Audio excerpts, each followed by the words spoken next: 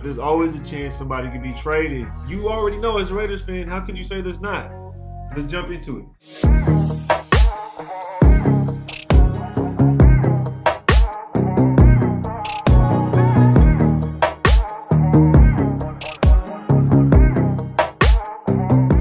What's good, y'all? Welcome to Rated Tape. You already know what it is. Hit the like button, hit the sub button if y'all new here.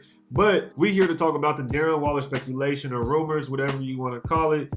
Him being dealt to Green Bay Packers in maybe even in a trade deal that was for Davante Adams, but the league supposedly said that no, you can't do that because you can't trade players, one, that's on a franchise tag for a guy that's not on a franchise tag. I guess that was a rumor or whatever the case may be, but also other teams may have the lookout for a potential pickup for the tight end like Darren Waller if you were on the market. And a second round pick is what the thing that was kind of pushed out there as the narrative. I don't think I would be fly. I wouldn't let that fly. I'm not taking no second round pick for Darren Waller. The least I would take for Darren Waller is a first round pick. Now, would I trade Darren Waller? Yeah, I'd trade Darren Waller. If someone offered me a first round pick, I would trade Darren Waller because, one, he's going to be 30 years old. He's going to be coming off of an injury riddled season. I mean, let's be honest. Last year just wasn't his best year. He did have a couple of good years, 2 back-to-back seasons with 1,000 yards, but those were only 2 years, and he's already 30 years old at this point. And then last year he was having an injury-riddled season.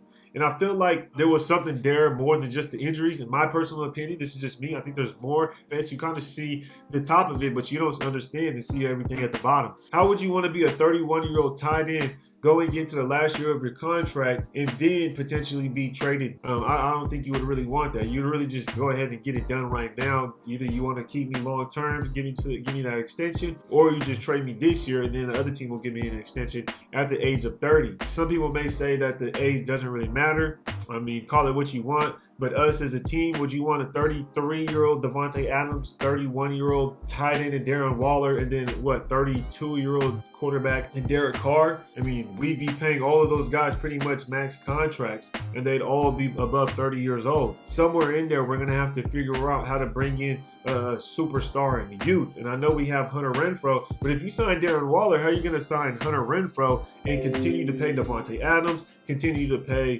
Derek Carr the way their contracts are marked up? Because down the line, you're going to have to actually pay that $30 million to Davante Adams and Derek Carr, which he gets closer to $40 million. And then also you have the Chandler Jones deal, and then you have Max Crosby. And as the full roster starts to develop and some of our other young players once again new contracts, it just doesn't seem feasible. Now, if we can keep him this year just to see his production, see where he's at, then trade him next year, that'd be great, because then it'd give us that much more weapons. He's an elite tight end, let's be honest, and that'd be just an elite talent that we have on our offense to go ahead and execute with. So at that point, it'd be great. Is that how it's going to happen, really? You think he's just going to sit back and be like, yeah, I'll just play this year with these guys on this contract, and then next year I know they're going to trade me or whatever the case may be? Now, that might happen, but I don't know. We'll see what's going on. But at the same time, you just got to think about it, man. As an athlete being 30 years old, coming off of a season to where you had some injuries, you might want to have some more longevity in your contract just in case something